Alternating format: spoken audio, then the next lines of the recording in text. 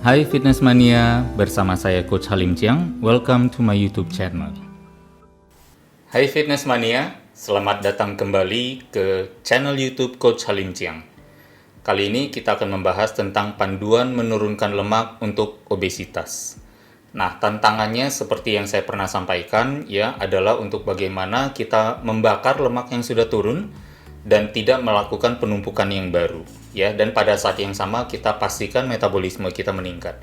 Tapi ada beberapa hal yang mungkin lebih detail yang akan saya sampaikan hari ini, yang semoga bisa membuat teman-teman lebih tajam lagi dalam upaya menurunkan lemak dan memperbaiki komposisi tubuh. Yuk kita simak bersama. Yang pertama adalah fokusnya ke jangka panjang, ya, ke long term. Bangun konsistensi dulu, jangan berhenti di tengah, ya. Dan lakukan secara aman yang rendah risiko cederanya. Karena apa? Begitu kita sekali cedera, tentunya konsistensi kita akan terganggu, ya. Fokus jangka panjang dalam hal ini ada beberapa poin yang ingin saya highlight. Yang pertama adalah make sure you progress, ya, tidak harus sempurna, ya. Progress not perfection. Ya, kalau kita mencari perfection, kita akan mencari terus kesalahan sebenarnya. Padahal sebenarnya kalau kita fokus pada progres, sedikit demi sedikit, itu sudah bagus. Sebelum kita menghitung berapa kilo yang turun, kita lihat dulu. Dulu saya 3 tahun nggak pernah olahraga, tiba-tiba dalam 1 bulan saya olahraga 10 kali. Itu kan berarti sudah bagus, gitu ya. Lihat progression di sana, meskipun di bulan pertama olahraganya mungkin belum menghasilkan penurunan yang signifikan. Maksudnya seperti itu. Kemudian yang kedua adalah belajar tanpa henti dan praktekkan. Nah, bagaimana kalau kita berhenti di tempat atau misalnya baru mulai sebentar lalu berhenti, tidak jangka panjang. Berarti kita tidak memberikan kesempatan bagi diri kita untuk belajar. Padahal belajar menambah pengetahuan baru, membuat pengalaman kita, proses journey kita akan menjadi lebih baik lagi dan lebih efektif lagi. Ya, dan yang ketiga, sekali lagi ya, kemahiran lahir dari pengulangan. Dan untuk bisa mengulang dan mengulang terus, ya berarti perlu konsistensi, perlu yang namanya waktu yang panjang. Jadi repetition ya is the mother of skills, itu maksudnya. Terus yang keempat adalah, nah ini dia nih, menumpuk lemak pun perlu proses.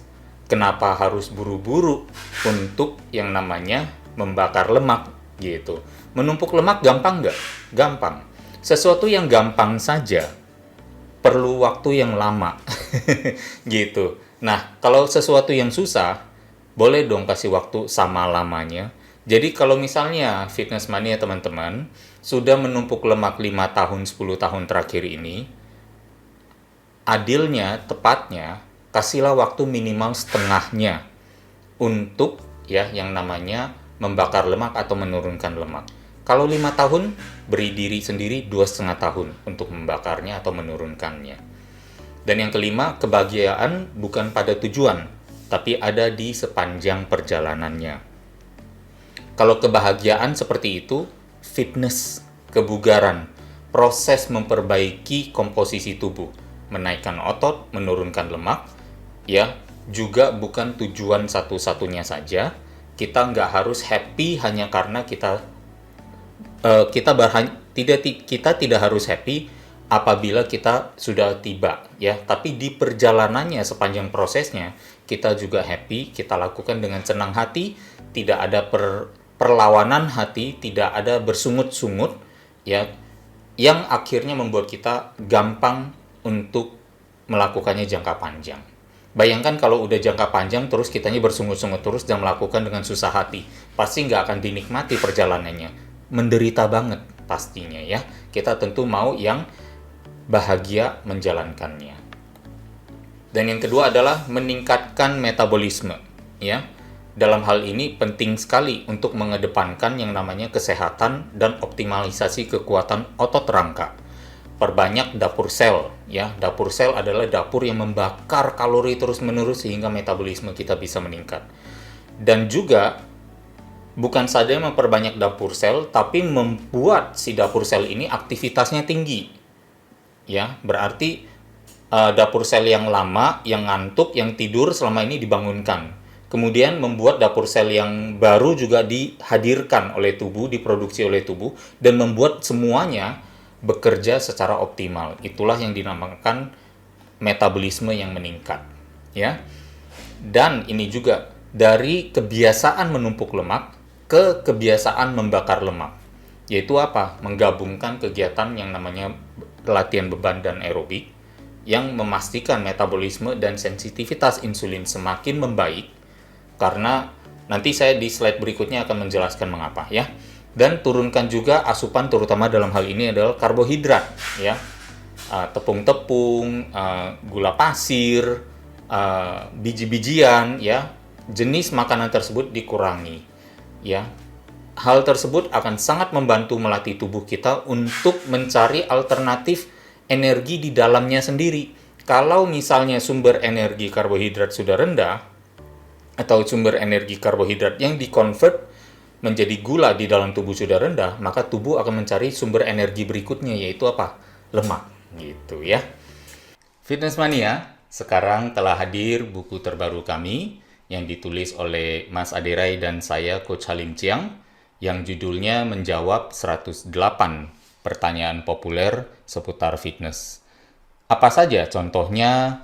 Seperti saya sudah pasang ring, apakah saya masih bisa berolahraga? Apa itu intermittent fasting? Kapan sebenarnya lebih baik berolahraga aerobik atau latihan beban? Atau bahkan pertanyaannya, saya sudah kurus, apakah saya perlu lagi untuk berolahraga? Lalu apakah saya gemuk karena faktor genetik? Semuanya kami usahakan jawab dengan referensi ilmiah yang terbaru yang bisa dipertanggungjawabkan. Dapatkan bukunya dengan memesan di nomor WhatsApp yang tertera di layar ini, atau di geraibinaraga.net di berbagai marketplace, maupun di Instagram aderai_self-defense. Terima kasih untuk supportnya, semoga bermanfaat adanya buku ini untuk kalian. Nah, ini dia penjelasannya. Manfaat latihan beban untuk pembakaran lemak ada 5 setidaknya, ya. Yang satu adalah membuat sel tubuh sensitif pada insulin. Dengan sel tubuh sensitif pada insulin, maka gula di dalam darah akan masuk ke dalam sel dan tidak jadi dikonversikan menjadi sel lemak. Jadi itulah manfaat pertama dari latihan beban. Yang kedua adalah meningkatkan pembakaran saat istirahat. Pembakaran energi saat latihan beban memang rendah, tidak banyak, tidak sebanyak aerobik. Tetapi apa yang terjadi di 23 jam sesudah olahraga selesai, setelah latihan beban selesai, yaitu pembakarannya meningkat cukup signifikan, ya, selama 24 jam bahkan 36 jam ke depan. Dan yang ketiga adalah melatih tubuh membakar lemak. Seperti yang diutarakan juga dalam riset, ya, bahwa latihan beban yang sifatnya non aerobik atau tidak menggunakan udara justru menciptakan yang namanya oxygen debt, hutang oksigen di tubuh. Dan itu harus dibayar. Dengan cara apa? Tubuh akan mengambil oksigen lebih banyak saat istirahat setelah selesai olahraga. Dan di saat itu, pembakaran menggunakan oksigen, partnernya selalu dengan lemak. Makanya ini yang membuat kita justru dari obesitas dilatih bagaimana waktu bengong, waktu istirahat, waktu sesudah olahraga, badannya dilatih bagaimana menggunakan lemak. Karena ada oxygen debt itu, karena ada hutang oksigen itu. Dan yang keempat adalah menambah dapur sel atau mitokondria. Mitokondria adalah yang menggunakan karbohidrat, protein, maupun lemak untuk dibakar menjadi energi. Nah, dengan dapur sel yang meningkat, otomatis metabolisme kita juga bertambah, ya, bertambah lebih tinggi lagi. Karena apa? Banyak dapur yang membakar. Kalau banyak dapur yang membakar, maka pembakaran juga pasti meningkat. Ya, dan yang kelima adalah mengaktifkan dapur sel yang tidur. Dormant mitokondria. Itu sering terjadi. Mitokondria yang sluggish, yang males, yang ngantuk, yang mager, yang malas membakar, ya, ternyata bisa diaktifkan oleh latihan beban. Dan juga hal ini saya mau menambahkan lagi sedikit pengetahuan bahwa sel yang tidak sensitif pada insulin, ya, berarti insulin tinggi dan lama berada di dalam tubuh. Tidak kunjung turun sensitifnya, level insulinnya. level insulin tidak kunjung turun, akhirnya itulah yang memicu penumpukan lemak, karena insulin adalah hormon yang menginstruksikan penumpukan lemak terjadi. Jadi at the presence of insulin, tubuh tidak bisa membakar lemak karena tubuh sedang in fat storage mode, sedang dalam mode penumpukan lemak. Saat penumpukan lemak terjadi, pembakaran lemak tidak mungkin terjadi. Nah, di sisi lain, saat sel sensitif pada insulin yang dihasilkan dari salah satu manfaat dari latihan beban tadi dan aerobik juga, insulin rendah dan singkat, tidak lama bertahan di dalam tubuh. Karena hormon penumpuk lemak, hormon yang menginstruksikan tubuh menumpuk lemak, tidak lama muncul di dalam tubuh, maka proses penumpukan lemak, kalau ada pun sangat sedikit. Dan kalau ada pun, bahkan mungkin tidak terjadi penumpukan lemak. Sehingga itulah yang bisa kita harapkan atau dapatkan apabila kita menggabungkan tuh yang namanya latihan beban, latihan aerobik, plus tadi yang menurunkan karbo tadi, ya.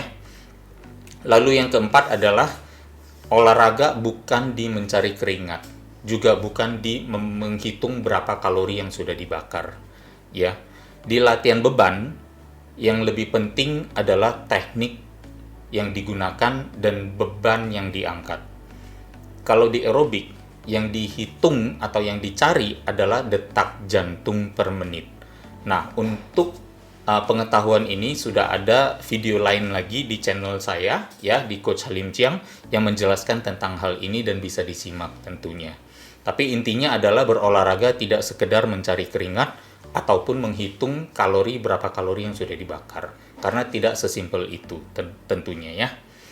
Kira-kira demikian penjelasan dari saya tentang panduan pembakaran lemak atau menurunkan lemak bagi mereka yang obesitas. Semoga dengan pengetahuan ini pengamalan menjalankan pembakaran lemaknya menjadi lebih lancar lagi dan lebih sukses lagi. Amin ya teman-teman. Kita ketemu lagi di video dengan topik selanjutnya lagi. Sampai ketemu. Ya, teman-teman, terima kasih sudah menyaksikan video saya di Coach Halim Chiang. Apabila menyukai videonya, jangan lupa like, atau jangan lupa juga subscribe, bahkan mungkin share ke teman-teman lainnya. Semoga bermanfaat adanya.